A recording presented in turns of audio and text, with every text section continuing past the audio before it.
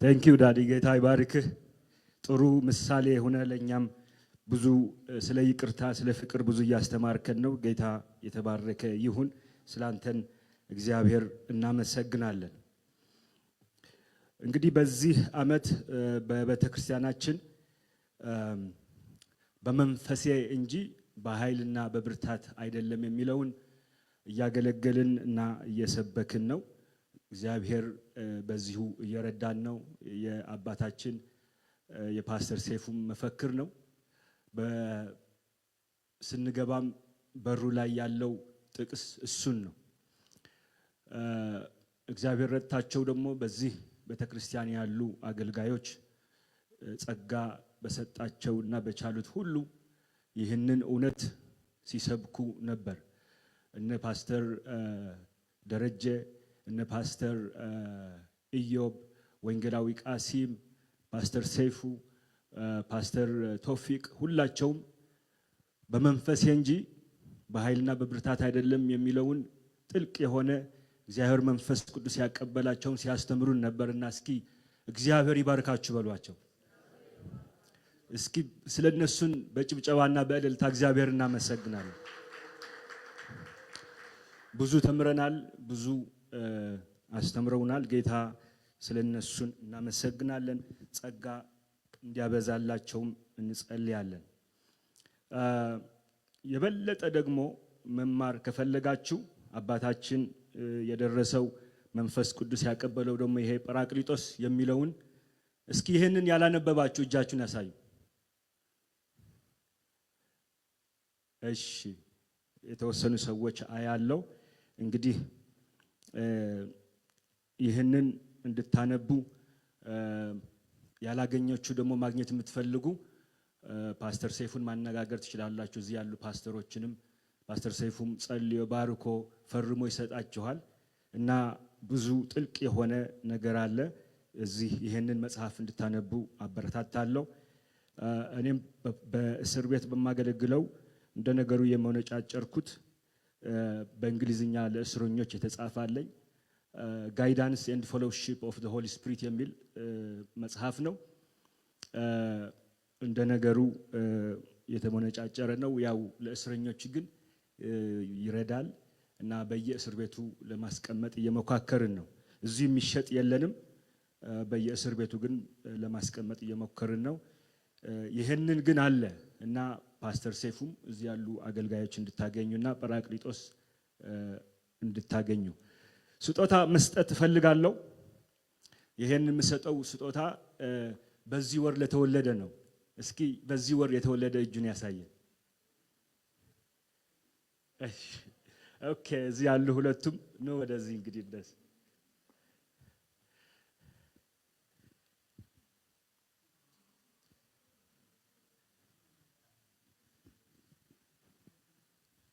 ጌታ ይባርካችሁ። ፓስተር ሰይፉ ትፈርምላቸዋለህ?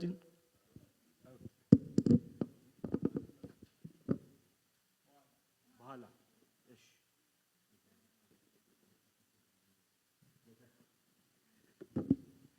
እሺ። እንግዲህ በመንፈሴና በኃይልና በብርታት አይደለም የሚለውን ሐሳብ እናቀርባለን። እንግዲህ ጌታ በልብ ያስቀመጠውን ዛሬ ላካፍላችሁ የምፈልገው ብዙ ሰዎች አሁን የመንፈስ ቅዱስ በዚህ ዘመን ከመለኮት አካል ኢግኖር የተደረገ ነገር ቢኖር የመንፈስ ቅዱስ ስራና መንፈስ ቅዱስን ነው። ብዙ ቤተክርስቲያኖች በትውልዱ እየገፉትና በጣም ኢግኖር የተደረገ የሥላሴ አካል ቢኖር የመንፈስ ቅዱስ ስራና ሁላችን እንደምናውቀው ነው። ስለዚህ አብ ወልድ መንፈስ ቅዱስ ሲል አሁን ሶስተኛ ወይ ደግሞ እታች መቀመጡ የመጨረሻ ስለሆነ አይደለም። ለኛ የተገለጠው በመጨረሻው ስለሆነ ነው። በብሉይ ኪዳን ያው የእግዚአብሔር አብ ጉልህ ሚናና አገልግሎት እንመለከታለን።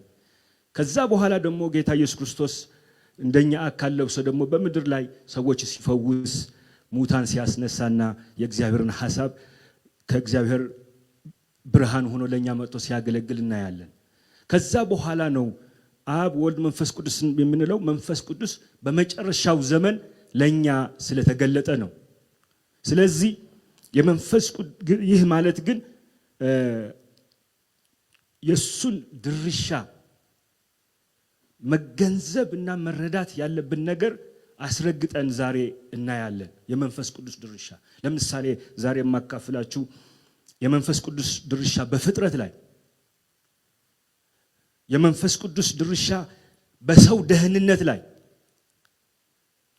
የመንፈስ ቅዱስ ድርሻ በአማኝ ላይ። እሺ ሌላ ሁሉም ትተን የመንፈስ ቅዱስ በአማኝ ያለውን ድርሻ እንኳን ስናይ ሶስት ትላልቅ ነገሮች ልንገራችሁ። አብርሆተ መንፈስ ቅዱስ ክርስትና መቼም መገለጥ ነው። ከሰማይ አንድ ሰው ካልበራለት እና መንፈስ ቅዱስ ካልበራለት የሰማይ ነገር መረዳት ከባድ ነው። ሁለተኛው ሀልወተ መንፈስ ቅዱስ the presence of God የእግዚአብሔር መገኘት። አንድ ክርስቲያን የእግዚአብሔር መገኘትን መለማመድ መቻል አለበት። ሶስተኛው በመንፈስ ቅዱስ መነዳት። ሰው በመንፈስ the inspiration of the Holy Spirit በመንፈስ ካልተነዳ ዝም ብሎ እንደሚንሸዋሸው ጸናጽል ነው። ስለዚህ ሌላው ቢቀር ይሄ በመንፈስ መነዳት የሚለውን አንዱን እንኳን ረገጥ አድርጌ ዛሬ ባስተምራችሁ ትንሽ ነገር አንድ ነገር ይዘን መሄድ እንችላለን እና የዛሬ ርዕስ በመንፈስ መነዳት የሚለውን በመንፈስ ቅዱስ መነዳት የሚለውን ነገር ይዘን በእግዚአብሔር ፊት ብንቀርብ እሱ ደግሞ ልጆችሽ ከእግዚአብሔር የተማሩ ይሆናል ተብሎ እንደተጻፈ እስኪ እግዚአብሔር እንዲያስተምረን እንጸልያለን። ለመንፈስ ቅዱስ ልስገድና እንጸልያለን ሁላችን። የዘላለም አባት ልዑል እግዚአብሔር ሆይ አንተ በእውነት ሕያው ነህ። እኛ ልጆችህን በዚህ ዓለም ስንንከራተት ስንደክም ከፍና ዝቅ የሚያደርግ ሕይወት ሲገጥመን ሁሉ በመንፈስ ቅዱስ ኃይል እንድታጽናናን፣ በመንፈስ ቅዱስ ኃይል እንድትመራን፣ በመንፈስ ቅዱስ ኃይል እግዚአብሔር አባት ሆይ እንድናገለግል እንድትረዳን በኢየሱስ ክርስቶስ ስም እንጸልያለን። በመንፈስ እንጂ በኃይልና በብርታት አይደለም ተብሎ እንደተጻፈ እግዚአብሔር አባቴ ሆይ ያለ መንፈስህ እኛ ምንም አይደለንም። ያለ መንፈስህ ምንም ማድረግ አንችልም። እግዚአብሔር አባት ሆይ አባቶች እንኳን ኃይል በሚሰጠኝ ነው ያሉት። ሁሉም ማድረግ የቻሉት ከሰማይ ኃይል ስላገኙ ነው። ከሰማይ ስለበራላቸው ነው። ከሰማይ እግዚአብሔር ሆይ ምሪት ስለተሰጣቸው ነው።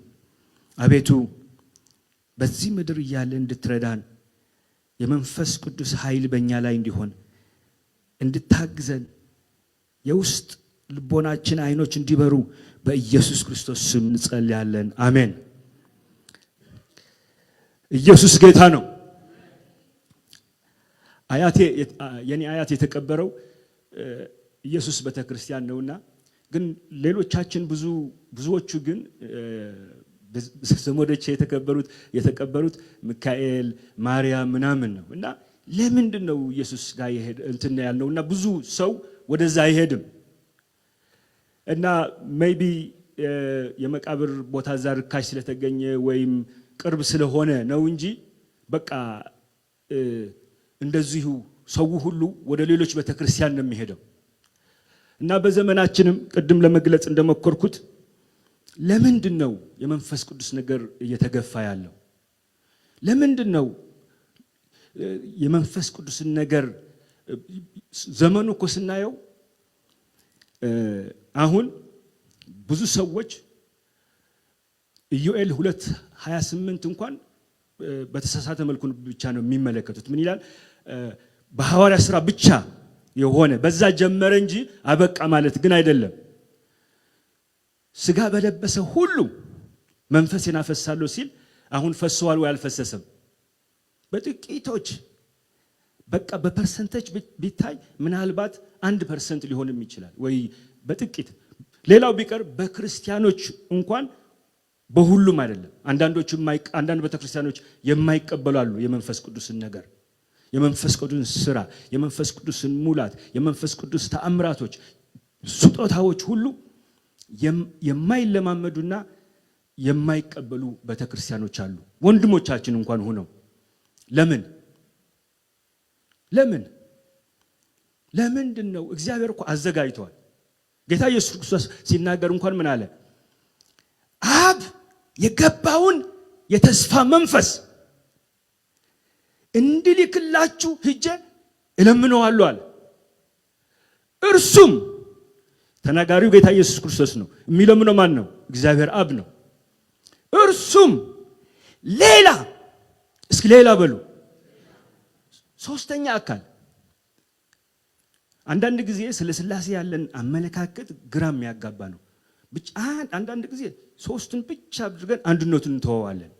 አንዳንድ ጊዜ ደግሞ አንድነቱን ይዘን ሶስቱም አካላት ደግሞ ኢግኖር እናደርጋለን። ስለዚህ እግዚአብሔር እኔ እንደዚሁ ነኝ እንዳለው እንዲሁ ነው እስኪበሉ እኛ አማኝ ከሆነን መቀበል ነው ያለብን። እኔ እንደዚህ ነኝ ካለን በቃ እንደሱ ነህ አባታችን አምላካችን ብለን መቀበል ነው ያለብን። ስለዚህ ሌላ ይልክላችኋሉ ካለ ሌላ ልኮዋል። መቀበል አለ መቀበል የኛ ፋንታ ነው። ጌታ ኢየሱስ ክርስቶስ ምን አለ? ብዙ ምነግራችሁ ነገር አለ፣ እናንተ ግን አሁን ማስተዋል አትችሉም። ያለ መንፈስ ቅዱስ ማስተዋል፣ መረዳት፣ መጨበጥና መመላለስ አትችሉም። ያለ መንፈስ ቅዱስ አይቻልም እስኪበሉ። አዎ በመንፈሴ እንጂ በኃይልና በብርታት አይደለም። ሰው በኃይሉ አይበረታም። እግዚአብሔር ከተማን ካልጠበቀ ጠባቂ አለኮ በከንቱ ነው ግን የሚደክመው። እግዚአብሔር ቤትን ካልሰራ ሰራተኛ አለ በከንቱ ነው የሚደክመው። እግዚአብሔር አገልግሎቱን ካልረዳ አገልግሎቱ በቃ እግዚአብሔር እንደሚፈልገው አይሆንም። በመንፈሴ ነው የሚለው። እስኪ በመንፈሱ ነው በሉት። አጠገባችኋለሁ። በመንፈሱ ነው። እንዲሁ ያለ መንፈሱ መወራጨት እንዲሁ ምድር ላይ ነው። ሰማይን አይነካም። ሰማይ መንካት የሚቻለው በመንፈስ ነው። ራፓካታኩሮ የሚያበራልህ ሲገኝ ነው። የሚነዳ ሲገኝ ነው። ኢየሱስ ጌታ ነው። ስለዚህ ወገኖቼ ሆይ አዳምና ሔዋን ሲወድቁ የሰው ልጅ በሞት በሽታ በጥፋት ውስጥ ሲገባ እግዚአብሔር ለዘላለም ከሱ ጋር እንዲኖር የተፈጠረውን ሰው ችግር በገጠመበት ቅርቃር ውስጥ በገባ ወደ ሲኦል በሆነ መንገዱ እግዚአብሔር አምላክ ግን ይህ ሰውን የመበጀት ስራ ሲያዘጋጅ እግዚአብሔር መንፈስ ቅዱስ ትልቅና ጉልህ የሆነ ሚና ተጫውተዋል። እግዚአብሔር መንፈስ ቅዱስ በሰው ደህንነት ትልቅ ድርሻ አለው። አሜን እስኪበሉ። ስለዚህ የሰው ደህንነት ያው ለሁለት እንደሚከፈል እናውቃለን። የሰው ድርሻ አለ፣ የመለኮት ድርሻ አለ። በመለኮት ድርሻ ደግሞ የእግዚአብሔር አብ ድርሻ አለ። በእርሱ ያመኑት የዘላለም ሕይወት እንዲያገኙ እንጂ እንዳይጠፉ እግዚአብሔር አንድያ ልጁ እስኪሰጥ ድረስ ዓለምን ሁሉ አንቺም አንተም ስለሚወድ ልጁን ሰጥቷል። የደህንነት መንገድም አዘጋጀ፣ ርህራሄም አደረገልን፣ እንድንጠፋ አልወደደም። ስለዚህ ልጁ እንደሰጠና ትልቅ ድርሻ እንዳደረገው እናውቃለን። የእግዚአብሔር ወልድም ሁላችን እንደምናውቀው የመስቀሉን ስራ እና የመዋጀት ሁላችን እናውቃለን። መጽሐፍ እንደሚለው የኢየሱስ ክርስቶስ ደም ከኃጢአት ሁሉ እስኪበሉ የኢየሱስ ክርስቶስ ደም ሊያነጻው የማይችል ኃጢአት በዚህ ምድር የለም።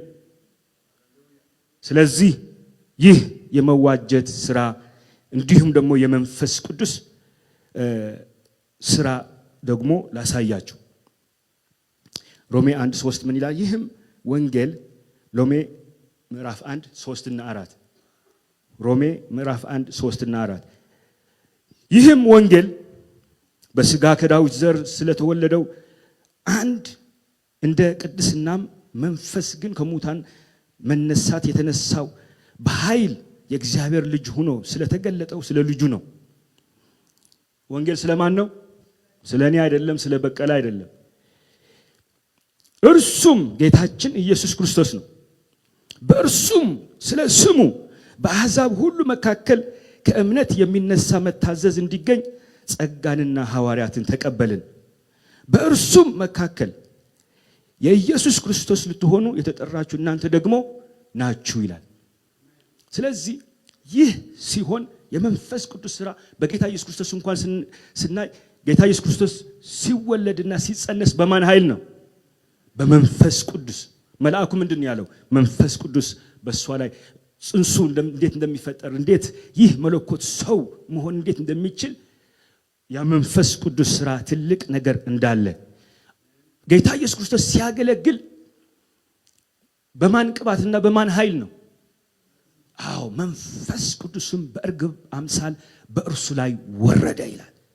አይገርማችሁም? በመንፈስ ቅዱስ ኃይል ነው። ከሞት ሲነሳስ እግዚአብሔር መንፈስ ቅዱስ የሞትን ጣር አጥፍቶ ሲያስነሳው ከአለቅነትና ከስልጣናት ሁሉ በላይ ስም እንደሰጠው ጉልበት ሁሉ ለእርሱ እንደሚንበረከክ እና የመንፈስ ቅዱስ ሥራ በጌታ እንኳን በእኛ ተውትና በጌታ እንኳን ሲወለድ ሲያገለግል በትንሣኤው ላይ በሁሉም ላይ ሲሳተፍ እና ጉልህ ሚና እንዳለው እንገነዘባለን። ደህንነት ላይ ጥቂት ላሳያቸው።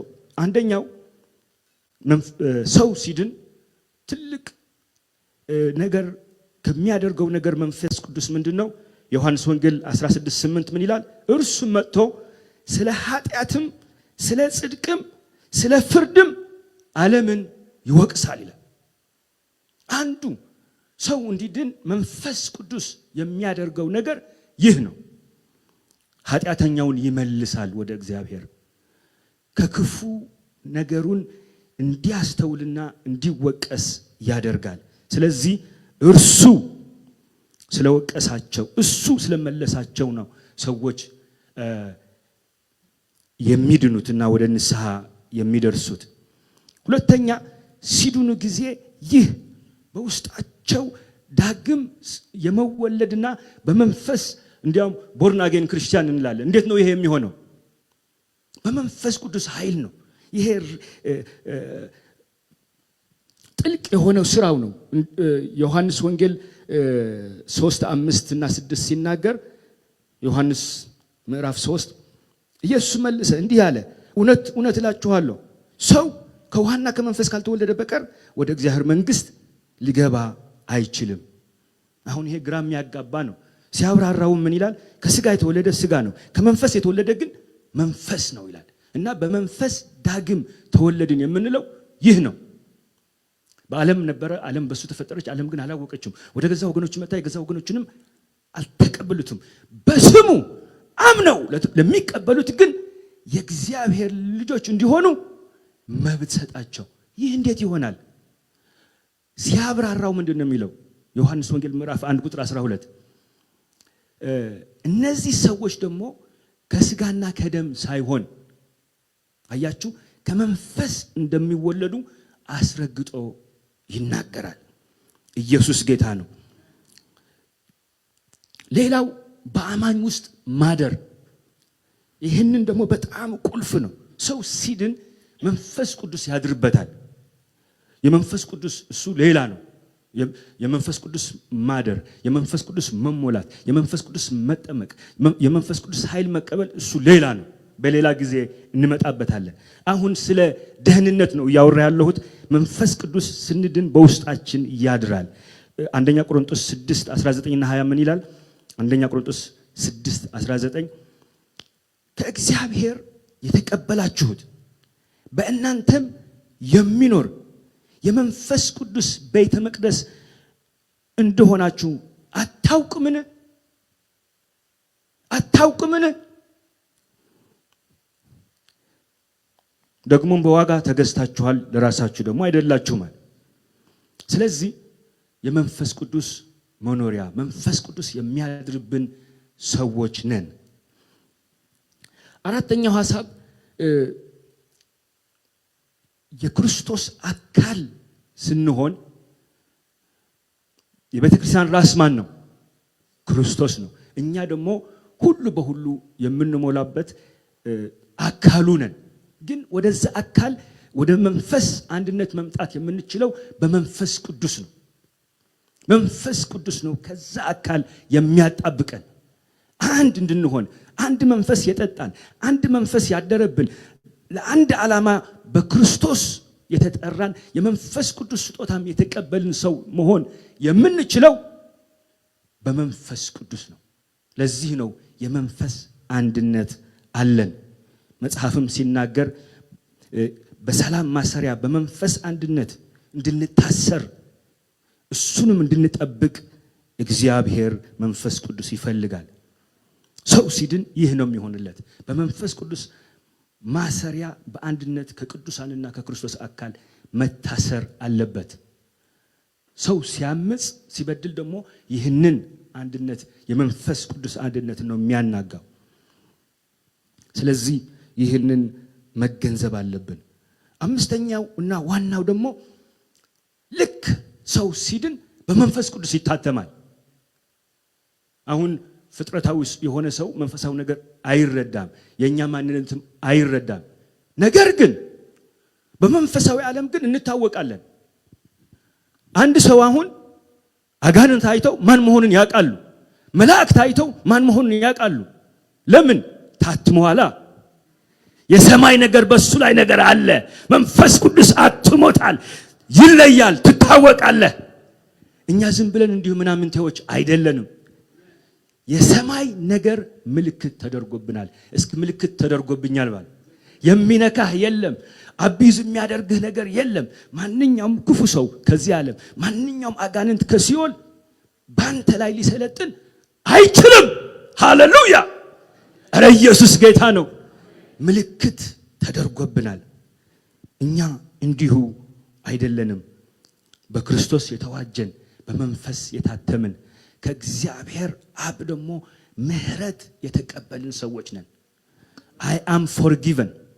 እኔ የተማርኩ ሰው ነኝ። በመንፈስ ታትም ያለው ክርስቶስ ዋጋዬን ከፍቶልኛል። እኔ የተዋጀሁ ሰው ነኝ። እግዚአብሔር መንፈስ ቅዱስ ደግሞ በታላቅ ችሎታው በመለኮታዊ ኃይሉ አምላክ ስለሆነ ፈጣሪ ስለሆነ እኛ እንድንድን አድርጓል። በመንፈስ ደግሞ አትሞናል። ኧረ ኢየሱስ ጌታ ነው። ኢየሱስ ጌታ ነው። ኢየሱስ ጌታ ነው። በፍጥረትም እኔ ወደ መንፈስ መነዳት ቶሎ መግባት ፈልጋለሁ።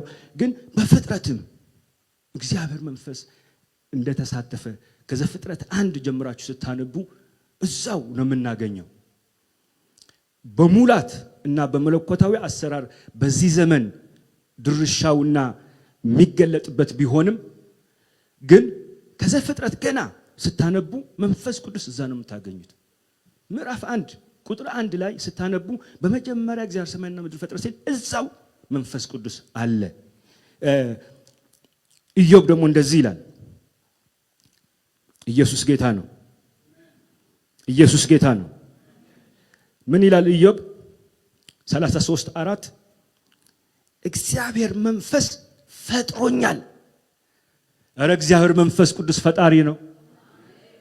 ሁሉ በሁሉ የሆነ በሁሉ የሚገኝ ሁሉን ያደረገ ፈጣሪ ነው። ይህ የእግዚአብሔር ሰው እንደዚህ ይላል፣ እግዚአብሔር መንፈስ ፈጥሮኛል፣ ሁሉን ቻይን አምላክ እስትንፋስ ሕይወት ሰጥቶኛል።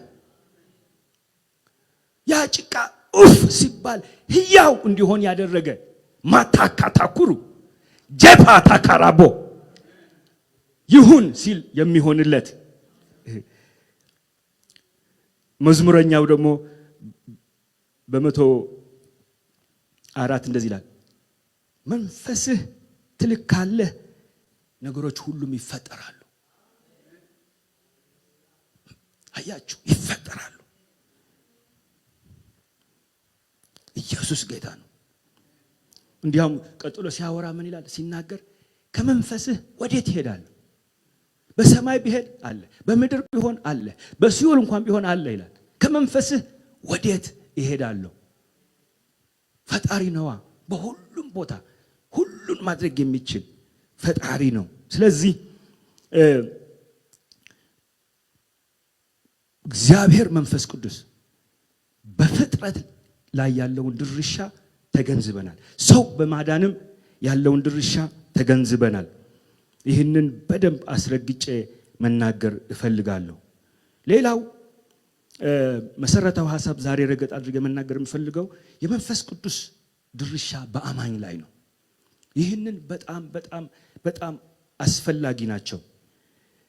አንደኛው አብሮሆተ መንፈስ ቅዱስ ነው። ኢሉሚኔሽን ኦፍ ዘ ስፒሪት። አንድ ሰው ጠጋ ብሎ ለአንዱ የሚያነባውን መጽሐፍ ምን ይለዋል? የምታነበውን ነገር ታስተውለዋለህን? ትረዳዋለህን አለው። የሚረዳኝና የሚያስረዳኝ ሳይኖር እንዴት? መጽሐፉ እኮ በእጁ አለ። የሚለውን ነገር እኮ እያነበበ ነው፣ ግን መረዳት አልቻለም። ታዲያ ይሄ ሰው እንዴት ዳነ? ይሄ ኢትዮጵያው ጃንደረባ ማለት ነው። እንዴት መጠመቅ ቻለ? እንዴት መዳን ቻለ? እንዴት ሊረዳው ቻለ? እውነት እንዴት በራለት? ታሪኩን እናውቃለን። መንፈስ ቅዱስ አብርሆት ስላደረገለት ነው። ለሱ በግሉ አበራለት። የበለጠ እንዲረዳ ደግሞ አንድ ሰው ባይችል እንኳን በቃ ነጥቆ አምጥቶ ነገሩን እንዲሆንና ሰውየው እንዲድን አደረገ። በራለት። እንዲያውም ሲናገር እንደዚህ አለ፣ አሁን እንዳልጠመቅ የሚከለክለኝ ማን ነው አለ። ጭቅጭቅ አያስፈልገው፣ ግርግር አያስፈልገው። አታማልድም ታማልዳለች ምናምን እኮ ያልበራለት ነው። አብሮሆተ መንፈስ ቅዱስ ያላገኘ ከሰማይ ያልበራለት ነገር በቃ እንደ ጭንቁር ይዋጋቸዋል። እረ እግዚአብሔር ምህረት ያደርግልሃል፣ እረ የዘላለም ሕይወት አለ ብንለው፣ እግዚአብሔር እኮ ይወድሃል ብንለው አይገባው። መንፈስ ካላበራለት። ለዚህ እኮ ነው ጌታ ኢየሱስ ክርስቶስ አብ ካልጠራው ማንም ወደ እኔ ሊመጣ አይችልም ይላል። በፍጹም። እና መንፈስ ቅዱስ ሰው በቃ ክርስትና እንኳን ራሱ ክርስትና መገለጥ ነው ወገኖች ሆይ።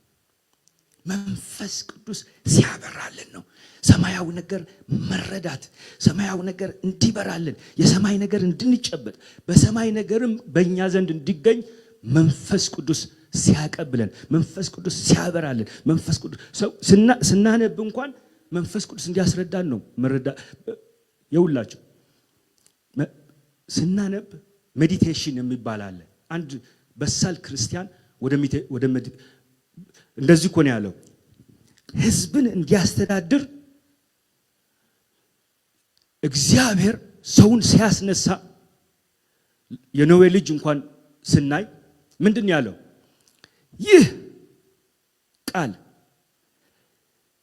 ስትቀመጥም ስትነሳም ስትሄድም ከእርሱ ወደ ግራና ወደ ቀኝ እንዳትል ቀንና ሌሊት ምን እንደሚያደርገው እንዲያሰላስለው። ለምንድን ነው እኛ ይሄን የተወሰደብን? የእግዚአብሔር ቃልን ማሰላሰል በቃ ነገር ነው ማሰላሰል የምንፈልገው? ጭንቅ ነው ማሰላሰል የምንፈልገው? ወይ ቅራቁምባ የሆነ ማንኛውም ነገር አይደለም። ሕያው ቃሉን ለኛ በቃ ለዚህ እኮ ነው ጌታ ኢየሱስ ክርስቶስ ከሰይጣን ጦርነት በገባ ጊዜ በዛ ምድረ በዳ ምን እንዳለ ታውቃላችሁ? ሰው በእንጀራ ብቻ አይኖርም። ታዲያ በምን? ከእግዚአብሔር አፍ የሚወጣውን ሕያው ቃል የሆነውን እርሱ ነው እንድናሰላስል የሚፈለገው። ቃሉን ስናሰላስል የእግዚአብሔር ሐሳብና አጀንዳ ሙሉ ምክር ሐሳብ በውስጣችን ሲገኝ መንፈስ ቅዱስ ደግሞ ያበራልናል፣ አብሮሆት ይሰጠናል፣ ይተረትረዋል ቃሉን። እረ ኢየሱስ ጌታ ነው። ይህን ነው እንድናሰላስል የሚፈለገው። እንደዚሁ ደግሞ ስናሰላስል መንፈስ ቅዱስ መገለጥን፣ አብሮሆትን፣ መረዳትን፣ የሰማይ ሚስጥሮችን ይሰጠናል። ወርድ ኦፍ ናውሌጅ፣ ወርድ ኦፍ ሬቨሌሽን ብዙ ናቸው ለኛ የሚገልጥልን። ሁለተኛው ሐሳብ ሀልዎተ መንፈስ ቅዱስ ነው። ይህም ለአንድ ክርስቲያን ልንለማመደው የሚገባን ነገር ቢኖር አጥብቄ ብለምናችሁ አንድ ክርስቲያን በህይወቱ መለማመድ ያለበት የእግዚአብሔር መንፈስ ቅዱስ መገኘት ነው። መገኘቱ ሊሰማን ያስፈልጋል። ይህ ቁልፍ መሰረት ነው። ቅድሚያ ልንሰጠው ከሁሉም ነገር በፊት የእግዚአብሔር መንፈስ ቅዱስ መገኘት ነው። ባሪያዎቹ ሲናገሩ መልአኬን ልክላችኋለሁ ምናምን ሲለው እግዚአብሔር አምላክ በአክብሮት ከዛሱ አይ አንተ ከኛ ጋር ካልወጣህ አለ። አያችሁ መገኘቱን ተለማምደዋል፣ ምክሩን ተለማምደዋል። እርሱም ራሱ ሲናገር ለማርያምና ለአሮን ለሊቀ ካህኑ ሲናገረው ባሪያዬ ሙሴ እኮ አንድ ሰው ለወዳጁ እንደሚያናግረው ፊት ለፊት ነው ማናግረው አለ። ይህ ምን ይባላል? የእግዚአብሔር መገኘት። እንደዚሁ ሲሸመው ደግሞ ምን አለው? ህዝቡም በአንተ እንዲያምንብህ እነሆ ወደ መገናኛው ድንኳን በደመናት ላይ እወርድልሃለሁ አለው። አራቻ ካታ ኮፖ ሊካታ መንፈስ ቅዱስ በሳምሶን ላይ ወረደ። መንፈስ ቅዱስ በዳዊት ላይ ወረደ። መንፈስ ቅዱስ በሐዋርያት ላይ ወረደ። እኛ ምን እንደሆነ ታውቃላችሁ? የመንፈስ ቅዱስ መውረጃዎች ነን። ችግር የሚወርድብን መከራ የሚወርድብን ሳይሆን መንፈስ ቅዱስ አይሮፕላን በአየር ማረፊያ እንደሚወርድ መንፈስ ቅዱስ በእኛ ላይ እኛ መውረጃዎች ነን። ለዚህ ነው የእግዚአብሔር መገኘት። ለዚህ ነው እኔ ደስ ከሚሉኝ አገልጋዮች አንዱ ቤኒሂን ነው። ቤኒሂን ሲናገር እና ቃለ መጠይቅም ለምንድን ነው ሃሌሉያ እያልክ ብዙ ጊዜ የምታሳልፈው ይላሉ። እና ሲናገር ምን አለ? መገኘቱ እስኪመጣ ነዋ። እሱ መገኘቱን ካልተሰማኝ ቅባት ካልወረደ እና የሱን እንቅስቃሴ ያለማመደኝን አታካፓው ልምምድ ነው ወገኖቼ ሆይ። ያለማመደኝን ነገር ካልተሰማኝ ወደ ምንም አገልግሎት አልሄድም አለ። የፈለገ ሰዓት አታከብር ወይ ምናምን የሚባል እኔ ሰዓት ለማክበር አይደለም ወደዚህ የምመጣው አለ። እግዚአብሔርን ለማክበር ነው አለ። ኧረ ኢየሱስ ጌታ ነው። ኢየሱስ ጌታ ነው። ክብር ለሚገባው ክብር እንሰጣለን። ስለዚህ እርሱ መገኘቱን፣ እርሱን ህልውናው፣ እርሱን ፍቃዱን፣ ምክሩን፣ ማጽናናቱን በውስጣችን ሊሰማን ይገባል። አንድ ሰው ሲመሰክር እንደዚህ አለ። ስጸልይ አለ አንድ ወንበር አለች እዛ ተንበርክኬ ነው እና የተለማመድኩት ምንድነው ስጸልይ በቃ መንፈስ ይወርድብኛልና ልክ ወንበርዋን ሳነቃንቃትና እንደዚህ ሳደርጋት ነው በቃ የጸለይኩ የሚመስለኛል። በቃ አንድ ቀን ግን ተሰበረቻል። ኧረ ኢየሱስ ጌታ ነው። እንደዚህ አይነት ልምምዶች ነው በግል መለማመድ ያለብን። እሱ የዋህ ነው። እግዚአብሔር ትልቅ ነው እኛ ማናውቀውም ይላል። ግን ማንንም ደግሞ አይንቅም። ለሁሉም የሚገኝ እኩል የሚያይ ምንም አይነት ጉቦ የማያስፈልገው እጅ መንሲያ የማያስፈልገው እንደዚህ ግን በፍቅር በመረዳት በርህራሄ የሚቀርበን ደግሞ ችግራችን የሚያውቅ ሲገኝ ደግሞ ገለባውን የሚበላ እሳት አለው። ኛካታ ኮፖ ቱሞር እንዲማሽሽ የሚያደርግ ካንሰር እንዲነቀል የሚያደርግ ልዩ የሆነ ብቃት ያለው ነው። ወገኖች ሆይ መንፈስ ቅዱስ ጀንትል ነው። ማንንም አያስገድድም፣ አያስጨንቅም። ጀንትል ነው። so we have to understand him በመረዳት እንድንቀርበው ያስፈልጋል። ይህ ደግሞ እኛ የፈለግነው የኛ ምኞት ሳይሆን የሱ መልካም ፍቃድ መሆኑን መገንዘብ አለብን። አንዱ ትልቁ ነገር እንድንጨብጠው ያለን ነገር ምንድነው? እግዚአብሔር ለሰው የሚናገረው ከመልእክት ውጪ ነው። እግዚአብሔር ለሰው የሚናገረው እኔ ጎበዝ ስለሆንኩ ጸላይ ስለሆንኩ ወይ በቃ ያዙኝ ልቀቁኝ ስለምል አወራ ስለማነሳ አይደለም። እግዚአብሔር ለሰዎች ዘንድ መናገር የሚፈልገው ፍቃዱ ስለሆነ ነው። ፍቃዱ ስለሆነ ባይዘወይ በሰዎች ትውልድ ዘንድ የጨለማ ዘመን የሚባለው የከፋው ጊዜ መቼ እንደሆነ ታውቃላችሁ? አንደኛ የዓለም ጦርነት ላይ አይደለም። ሁለተኛ የዓለም ጦርነት አይደለም። ኮሮና የተነሳበት አይደለም። መቼ እንደሆነ ታውቃላችሁ? የጨለማው ዘመን የሚባለው እግዚአብሔር ለ400 ዓመት ሳይናገር ዝም ያለበት ጊዜ ነው። ክፉ ዘመን የሚባለው የጨለማ ዘመን ተብሎ የተመዘገበው ምንም ያልተናገረበት እርሱም ከሚልክያስ እስከ መጥምቁ ዮሐንስ ነው። 400 ዓመት። ያ ቀን አስከፊ ክፉ ቀን ነው በጣም። ኢዮብ በተቆጣና ባዘነ ጊዜ በምዕራፍ 3 ምን አለ? እኔ የተወለድኩባት ቀን የተረገመች ትሁን አለ። እና እነዚህም እግዚአብሔር ዝም ያላቸው ቀናቶች እና ዓመታት እነዚህ 4 ዓመት በቃ ክፉ ቀናቶች ናቸው። በቃ ሰው የጨለማ ዘመን ተብለው ተፈርደዋል።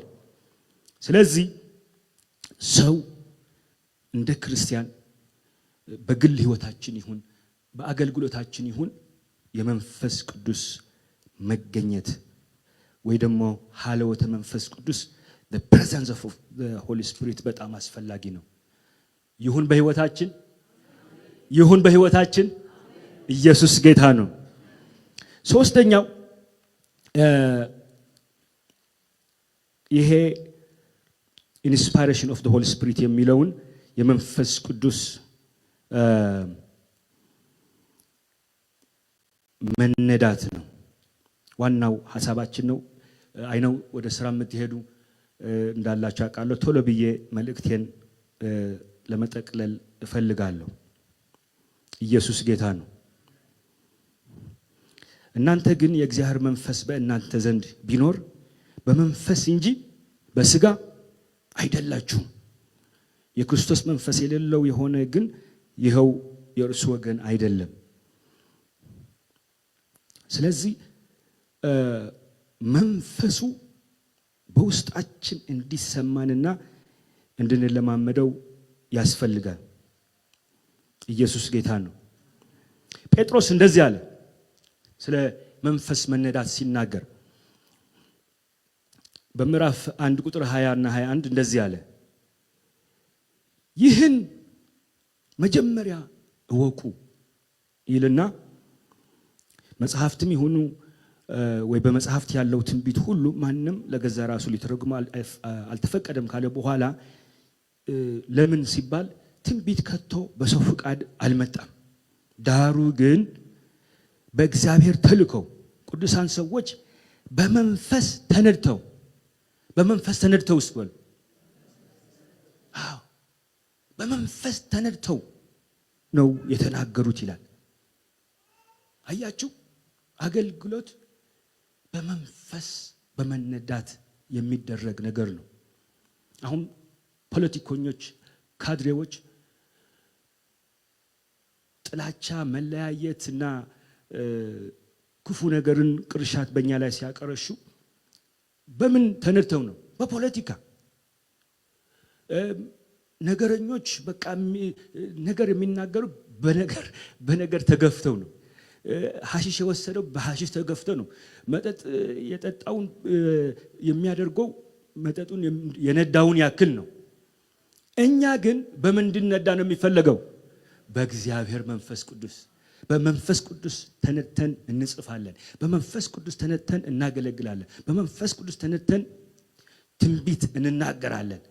ለሰዎች የሚያጽናና፣ ለሰዎች የሚፈውስ፣ ለሰዎች ከሞት ወደ ህይወት የሚያሻግር፣ ከጭንቅ ወደ እረፍት የሚያሻግር፣ ከግራ መጋባት ወደ ሰላም ወደ በረከታቸው እግዚአብሔር ወዳያላቸው ነገር ማሻገር እንችላለን። በምን ተነተን? በመንፈስ ቅዱስ። የበጎች እረኛ የነበረ ሙሴ መንፈስ ሲወርድበት እግዚአብሔር ሲገለጥለት በእግዚአብሔር ምሪት እና በመንፈሱ በመነዳት ህዝቡን ነፃ ለማውጣት ወደ ግብጽ ወረደ።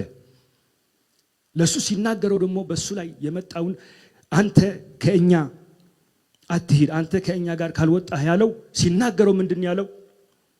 የህዝቡን ጩኸት ሰምቼ በግብፃውያን የሚደርስባቸውን ችግርም አይቼ ለአብርሃምና ለያዕቆብ ለአብርሃም ለይስሐቅ ለያዕቆብ የገባሁትን ቃል ኪዳን አስቤ ወረድኩ ይላል። ይህ ከሰማይ የወረደው ነው ከሱ ጋር የሆነው። ሙሴ ይህ ስለሚነዳው ነው የሚያደርገውን የሚያደርግ እንጂ ከዛ በፊት ጉዳዩ ከበጎች ጋር ብቻ ነበር። 40 ዓመት እኮ እዛ ተቀምጠዋል። 40 ዓመት ነው ከዮቶር ጋር በግረኛ ሆኖ የኖረው። ይህ ከሰማይ ወረድኩ ያለው ከመጣ ጊዜ በኋላ ግን እርሱ እየነዳው 5 ይሄ ፔንታቱክ የተባሉት መጽሐፍቶችን የመጀመሪያ ተውራ ጽፏል። ማን እየነዳው? መንፈስ ቅዱስ።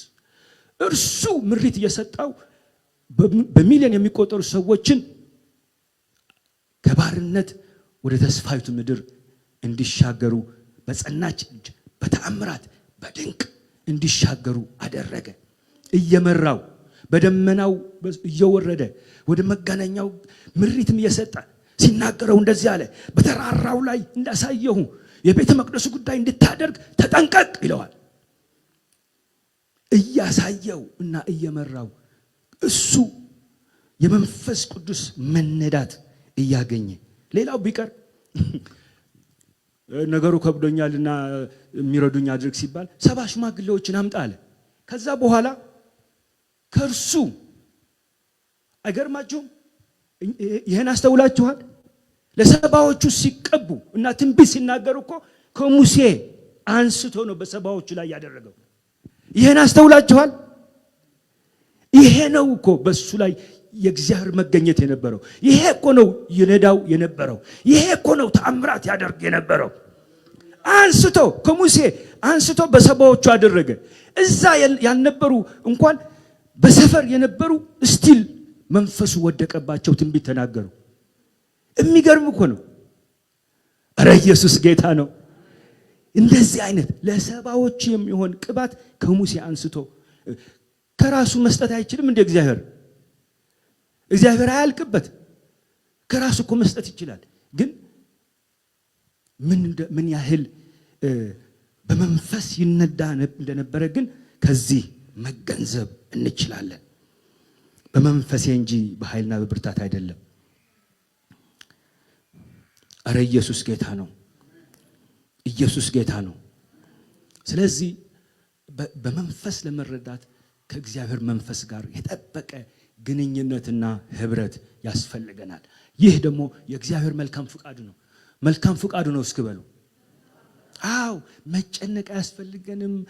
የሆነ ነገር የምናደርገው ነገር የለም። ምንም እኮ ነው። እርሱ ፍቃዱ ነው። እግዚአብሔር እኮ ነው ስጋ በለበሰ ሁሉ መንፈሴን አፈሳለሁ ያለው።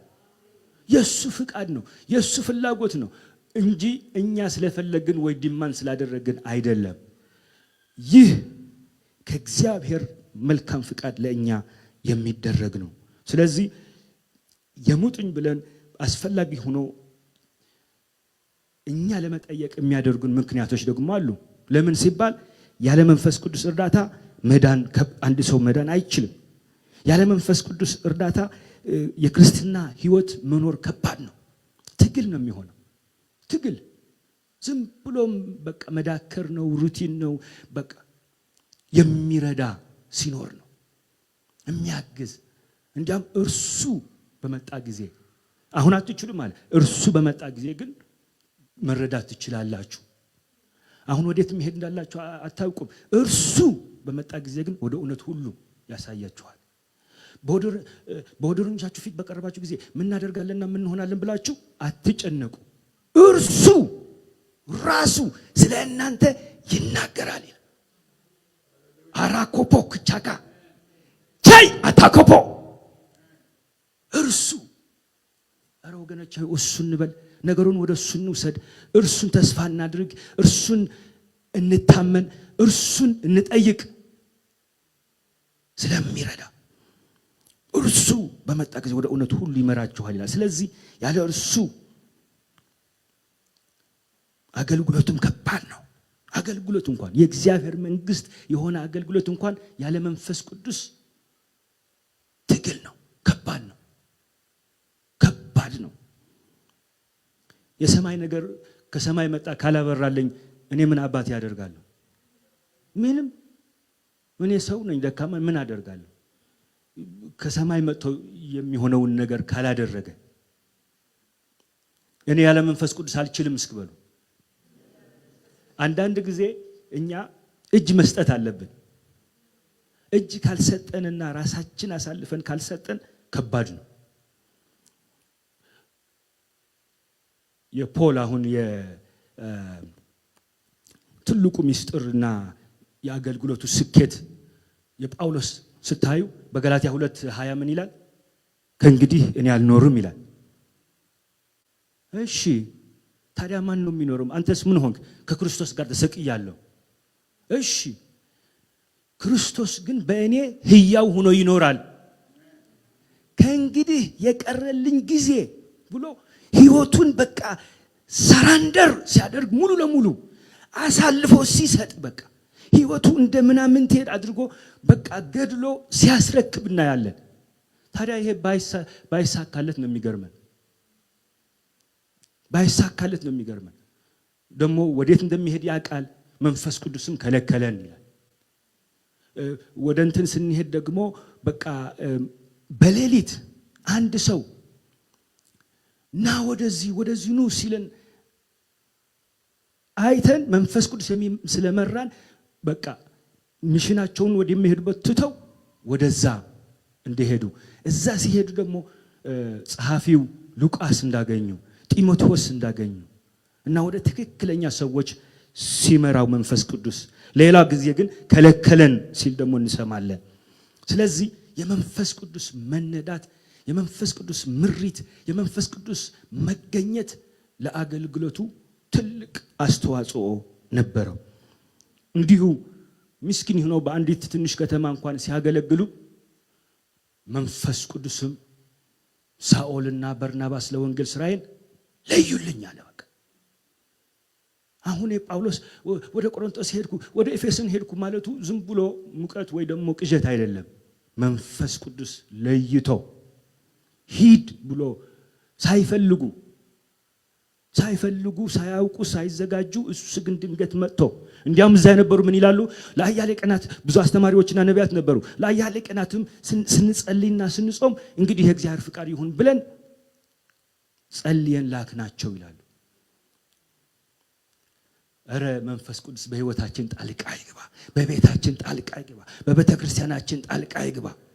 ኢየሱስ ጌታ ነው። ከመንፈስ ቅዱስ ያለንን ህብረት በአግባቡ መረዳትና ዕለት ዕለት መለማመድ ያስፈልጋል እና ይህ ቁልፍ ነው። በመጽሐፍ ቅዱስ መንፈስ ቅዱስ የሚነዳቸው ሰዎች ብዙ ነው ያሉት፣ በጣም ብዙ። አንዱ one of my favorite is ስምዖን ምን ይላል መጽሐፍ ቅዱስ እንኳን ሲናገር ስምዖን መንፈስ ቅዱስ የሞላው ሰው ነበር ይላል። ነገር የሞላው ችግር የሞላው አይደለም፣ መንፈስ ቅዱስ የሞላው። ደስ አይልም? መንፈስ ቅዱስ የሞላው ይህ ሰው በቃ የሱ ደግሞ መንፈስ ቅዱስ የሞላው ሰው ደግሞ ህልሙ፣ ንግግሩ፣ ጨዋታው ስትሰሙ በቃ የእስራኤልን ህዝብ መዳን የቅዱሱ የክርስቶስ መገለጥ ነበር የሚናፍቀው እና ልክ ሲገለጥ ደግሞ ዓለም ሁሉ ሳያውቁ ጸሐፍት ፈሪሳውያን ሳያውቁ ይሄ መንፈስ ቅዱስ የተሞላው ግን ከብዙ ሰዎች ሂዶ ለይቶ አወቀው፣ አቀፈው፣ ባረከው፣ ስለሱም ትንቢት ተናገረ። ከመለኮት ሰምታ መልአክ ነግሯት ቅዱስን በቅፏ ያዘችው እንኳን ብዙ ነገር የነገራት ይህ መንፈስ ቅዱስ የሞላው ነው። ሴፍ በህይወትሽ ያልፋል አላት። ይሄ ሰምታውና ጠብቃው የማታውቅ ነገር ነው። ለመጀመሪያ ጊዜ ይህ ልጅ ስለሱም ብዙ ነገር ተናገረ።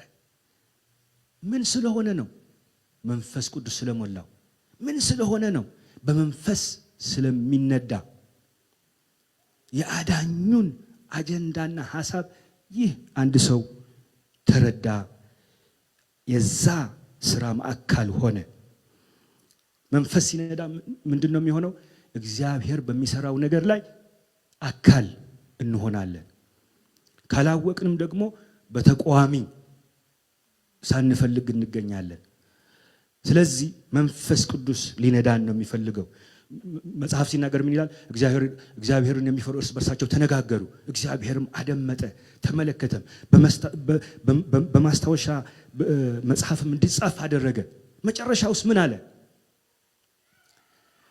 እኔ ስሰራ እነዚህ ሰዎች ገንዘቤ ይሆናሉ።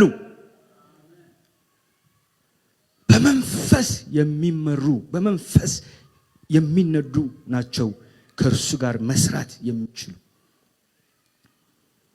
ኢየሱስ ጌታ ነው። በጸሎት የምትተጋ እንደዚሁ መንፈስ የሞላባትም የሐናም በቤተ መቅደስ የነበረችውን መበለት እናውቃለን።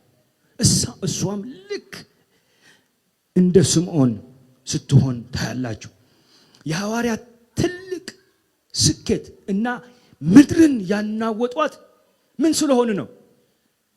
እኛና መንፈስ ቅዱስ ማለት ሲጀምሩ ነው። ውሳኔያቸው፣ ንግግራቸው ሁሉ እኛና መንፈስ ቅዱስ፣ እኛና መንፈስ ቅዱስ፣ እኛና መንፈስ ቅዱስ ነው። የሐዋርያት ሥራ ሁሉ ስታዩ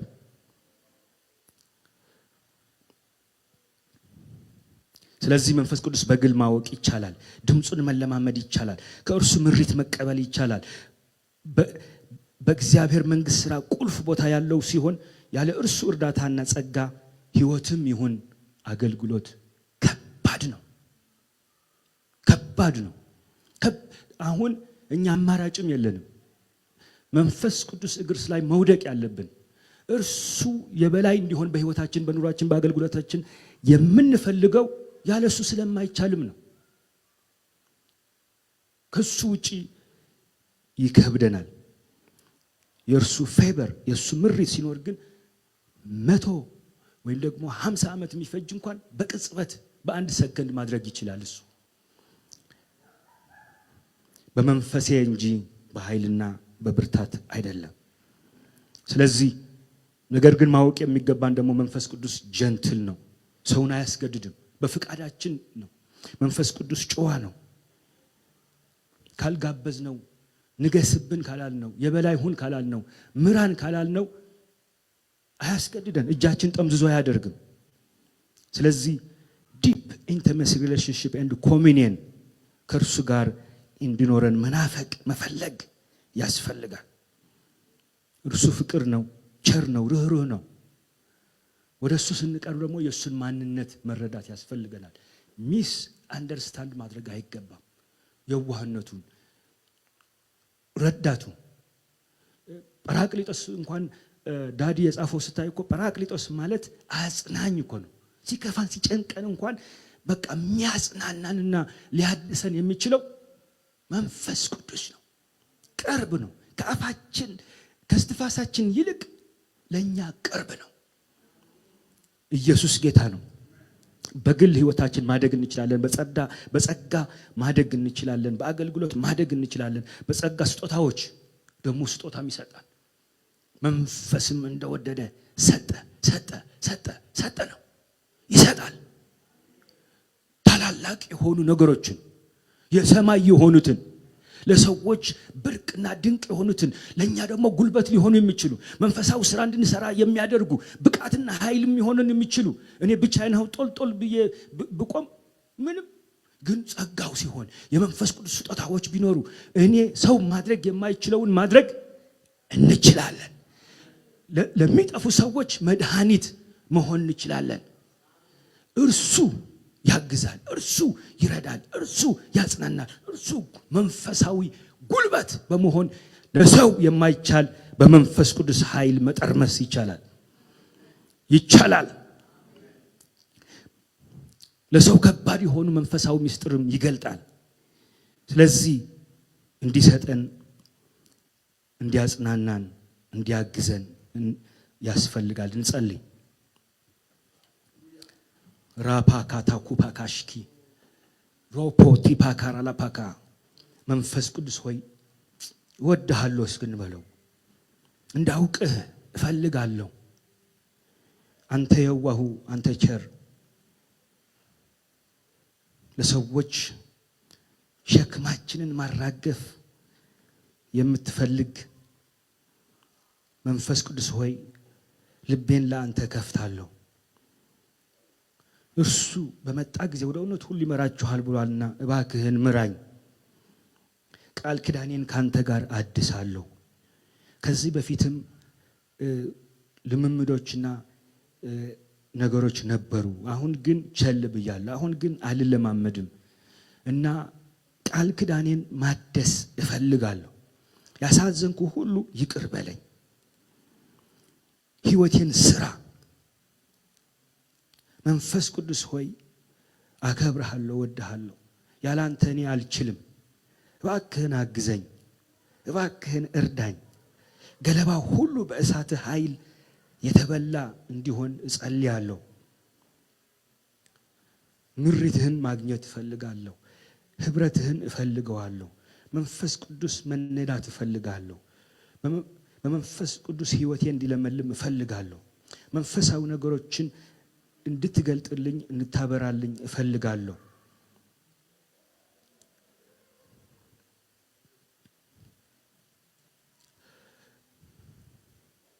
ማራካታ ካባሽኮቶ ባኮ ዲካታ ካታ ፑራላ ባካሽኬ ኒካታ ፑራላ ባሾቶ ፖኮሮሎ ፖቺታ ባካታ ባኪ አራሎቦ ሲታ ባካሽኬ ፔሬሎቦ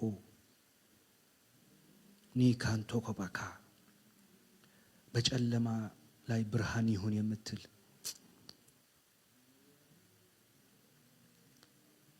በጨለማ የሄደ ሕዝብ ብርሃን አየ ተብሎ እንደተጻፈ ወገኖቼ ሆይ ጨለማችን እንዲበራ ሰማያዊ መረዳቶች፣ ሰማያዊ መገለጦች፣ ሰማያዊ መረዳቶች ኢንላይትንድ እንድንሆን በመንፈስ ፍጥረታዊ ሰው መንፈሳዊ ነገር መረዳት አይችልም። መንፈስ ሲያበራ ብቻ ነው። ቆሮንቶስ 4:4 ምን ይላል? የዛ ዓለም ገዢ የማያምኑትን አእምሮ አሳወረ ይላል። በአንጻሩ ደግሞ መንፈስ ቅዱስ ለአማኞችን አእምሯችንን ያበራልናል። መንፈሳዊ ነገር ለኛ እንግዳ ሊሆን አይገባም። መንፈሳዊ ስጦታዎች ላይ እንግዳ ልንሆን አይገባም። ለኛ ነው ወገኖቼ ሆይ። ብርታቱ ቢሆን ኃይሉ ቢሆን ስጦታው ቢሆን መገለጡ ቢሆን ለኛ ነው፣ ለልጆቹ። መላእክት እንኳን ይደነቃሉ ይላል እግዚአብሔር። መንፈስ ቅዱስ በቤተ ክርስቲያን ላይ ያደረገው ልዩ ልዩ መገለጦችና ሰማያዊ ብርታቶች የሚመጣውን ኃይል እንድንቀምስ ስላደረገው ነገር መላእክት አይተው እንኳን ይደነቃሉ ይላል። እግዚአብሔር አባት ሆይ እንወድሃለን። መንፈስ ቅዱስ ትልቅ ነህ፣ ጌታችን ነህ። እኛ እናውቅህም፣ አንተ ግን እግዚአብሔር አባት ሆይ ረዳታችን ነህ። ያላንተ ምንም ተስፋ የለንም። ያላንተ ምንም ማድረግ አንችልም። ያላንተ ኑሮ ከባድ ነው። አገልግሎት ከባድ ነው። መንፈሳዊ ነገር ከባድ ነው። የሰማይ ነገር ከባድ ነው። አቤቱ አብርሆት መንፈስ ቅዱስ እንጸልያለን። የመንፈስ ቅዱስ መገኘት እንጸልያለን። የመንፈስ ቅዱስ መነዳትን እንጸልያለን። ጌታ አባት ሆይ አንተ ትልቅ ነህ። እንድንረዳ እንድናውቅ እንፈልጋለን። ሬፓካቶ ኩባሽኬ ደቢረላባው አናማ ካንዱራ ባሽኬ ደቢረለቤ አታስኮፖ ሪላ ፓክታ ፓኮረላ ባዲ ኒስ ኮንቲቻ ፓታኩፓ ኢስካታኩራ በሚገባን መልኩ እስኪ እናናግረው። እስኪ ይህ የዋህ አምላክ፣ ይህ ሩህሩህ አምላክ ከኛ ጋር ህብረት ማድረግ የሚፈልግ ቅዱስ ልዑል እግዚአብሔር መንፈስ ቅዱስ ፈጣሪያችን አምላካችን አዳኛችን እስኪንናገረው እንማጸነው ወገኖቼ ሆይ አያኮስ ኮፖኮ ቺባ አታኩራላባ ዲንዳና ማካታ ኮፖ ቺካታስ ኮፖ ኪራላባዳ ዲፓቱራላማሽኮዶቦኮ ዲፓስካቶፖ ኩራላባዲ እስኪ በልሳኖቻችን እንጸልያለን። ይህ ልሳን ዝም ብለን ቦርሳ ላይ ልናስቀምጠው አልተሰጠንም። እለት እንድንጸልይ ነው። በልሳን የሚጸልይ ሰው ከእግዚአብሔር ላይ ምስጢርን ያወራል ይላል። በልሳን መናገርን አትከልክሉ ይላል። ወገኖች ሆይ በልሳን ሁሉ ጊዜ መጸለይ አለብን። ማያ ካታኩፓ ጸልዩ እስኪ በልሳናችሁ ማታካፑር አላባ ይህ የጸሎት ቋንቋ ነው።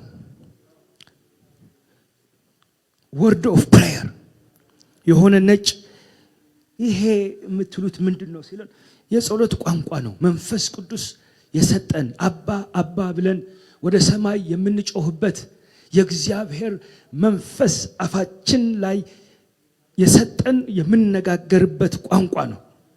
ማያ ቶኮፖ ቲንካታኩራ ላባሽኪ አስካፖ ኩራላፓ ቹራባካ ነፓቱ ኩሮሎፖስኮፖ ቺዳባ ያሃዲ አብርሆተ መንፈስ ቅዱስ ሃልወተ መንፈስ ቅዱስ inspiration of the Holy Spirit, presence of the Holy Spirit, illumination መገለጥ ወገኖች ሆይ ይሄ አመፀኛና ክፉ ትውልድ መገለጥ ሳይሆን እየተለማመደ ያለው መገልበጥ ነው። እኛ ወደ ጥንቱ ወንጌል ወደ አባቶቻችን ወደ ንጹህ ወንጌል ወደ መንፈስ ቅዱስን መፈለግ በመንፈስ ቅዱስ ምሪት ማገልገል በምሬት ሳይሆን በምሪት ወገኖች ሆይ ያባቶቻችን ያቆዩልን ንጹህ ወንጌል ወደ አዲሱ ትውልድ እንድናስተላልፍ አደራ አለብን። ፓስተር ሰይፉ ወደዚህ ይጠራል። እስኪ ክብርና ምስጋና ለእግዚአብሔር። ሃሌሉያ ሃሌሉያ። ጌታ ኢየሱስ የተባረከ ይሁን። በየእስር ቤቱ እየሰበከ ጨምሮበት ነው የመጣው። ፓስተር ሙሌ ወርዶብሃል፣ በእውነት ወርዶብሃል። ስታይልህ ሁሉ ተለውጧል። ዶንት ቼንጅ ኢት። የጌታ መንፈስ የተናገረኝ ነገር እንዳትለውጥ። ጌታ በህይወት ውስጥ ያደረገውን ለውጥ ነው ያሳየኝ። እየተደነቅኩ ነው ያዳመጥኩ። ሁላችንም እንነሳና ቡራኬ ሰጣችኋለሁ። ይህ በሚዲያ ይለቀቃል። እንደገና አዳምጡት። በእውነት ነው የምለው። መንፈስ ቅዱስን በመንፈስ እንጂ በኃይልና በብርታት አይደለም ይላል የሰራዊት ጌታ እግዚአብሔር። እንደዚህ ነው የተረዳሁት ብሎ ነው ያካፈለን። እያንዳንዱ ፓስተር ሲያካፈለን ነው የቆየው። እያንዳንዱ ያካፈሉን አስደናቂ ነው። መንፈስ ይህን ጥቅስ እንዴት ነው የተረዳችሁት ነው ያልኳቸው። ለእናንተ በሚገባችሁ መንገድ እስቲ መልእክት አቅርቡ። ቬሪ ፋንታስቲክ አስደናቂ መልእክት ነው የሰማነው። በእውነት አስደናቂ ነው። ሃሌሉያ። ደስ ብለን ደግሞ ብንጠይቀው ይነግራችኋል፣ በተግባር ያሳያችኋል እንዴት እንደሚወርድበት። አሁንም ይወረድበት ነው። ይወረድብህ ወንድሜ።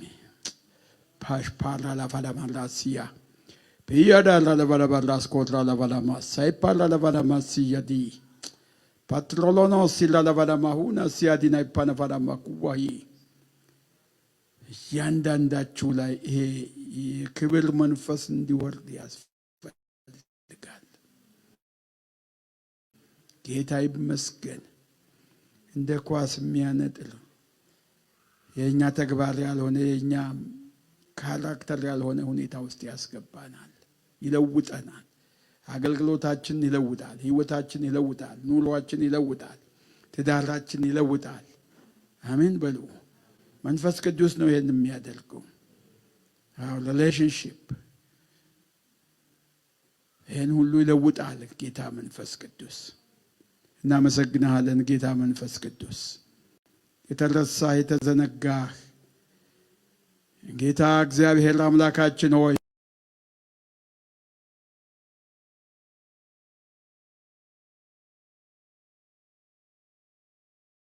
የሚለውን ከቤተ ክርስቲያናችን ጅማሬ ጋር ሰጠን።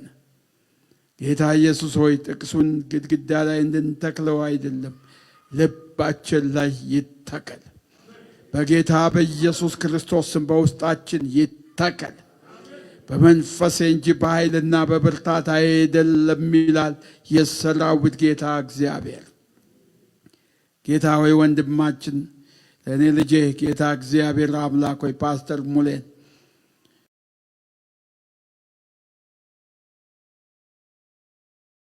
ያርጋን ጥረህ ጌታ እግዚአብሔር አምላካችን ሆይ ጨምረህበት መንፈሳዊ ጉልበት ሰጥተው ስለመለስከልን እናመሰግንሃለን። የጌታ መንፈስ የሚናገረኝ ፓስተር ሙሌ በጣም የምትፈለግ ሰው አደረግኩህ አለህ እግዚአብሔር። በዚች ከተማም በዚች ምድርም ብዙ ቦታ እንደምትሽከረከር፣ እንደምትጋበዝ፣ እጆችን እንደምትጭን፣ ቅባትን እንደምታስተላልፍ የእግዚአብሔር መንፈስ ይናገረኛል።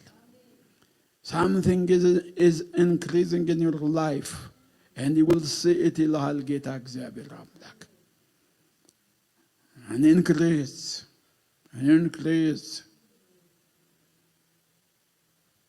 ስምህ ይባረክ እግዚአብሔር ሆይ። ወንድማችን ባርከው፣ እኛን ስለባርከን እናመሰግንሃለን።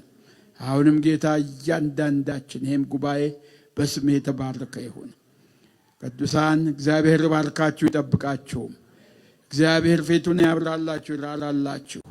የመንፈስ ቅዱስ ጉልበት በሕይወታችሁ ውስጥ፣ በኑሯችሁ ውስጥ፣ በጉዟችሁ ውስጥ በእናንተ ላይ እየጎለበተ እያየለ ይሄድ ይርዳችሁ። መንፈስ ቅዱስ በመውጣት በመግባት የተባረካችሁ ሆኑ። የመንፈስ ቅዱስን ምስጢር ታውቁ ዘንድ እግዚአብሔር ይህንን ለቆላችኋልና ጌታ ወደ ወንዙ ወደ ጥልቁ ይውሰዳችሁ። ጌታ አእምሮአችሁን፣ ሥጋችሁንና መንፈሳችሁን በመንፈስ ቅዱስ ኃይል ይቀባ። እግዚአብሔር ባርካችሁ። አእምሮአችሁ የታደሰ ይሁን። ሕይወታችሁ የታደሰ ይሁን። ቤታችሁ፣ ትዳራችሁ የታደሰ ይሁን። ልጆቻችሁ በመንፈስ ቅዱስ ይዳሰሱ። ጌታ እግዚአብሔር አምላክ ይባርካችሁ። ቋንቋችሁ መንፈስ ቅዱስ መንፈስ ቅዱስ መንፈስ ቅዱስ ይሁን። እግዚአብሔር የመንፈሱን ጉልበት አያሳጣችሁ ወገኖች። ሃሌሉያ። በጌታ በኢየሱስ ክርስቶስ ስም ባረኳችሁ። በጌታ በኢየሱስ ክርስቶስ ስም ባረኳችሁ። ጌታ ይባርካችሁ። እስቲ ቸብ ቸብ ለኢየሱስ። ክብር ለእግዚአብሔር፣ ክብር ለእግዚአብሔር። ጌታ የተባረከ ይሁን። ሁለት ሶስት ሰው ሀግ አድርጉና ይህ የመንፈስ ቅዱስ ዘመን ነው በሉ። ሰላም ተባባሉ።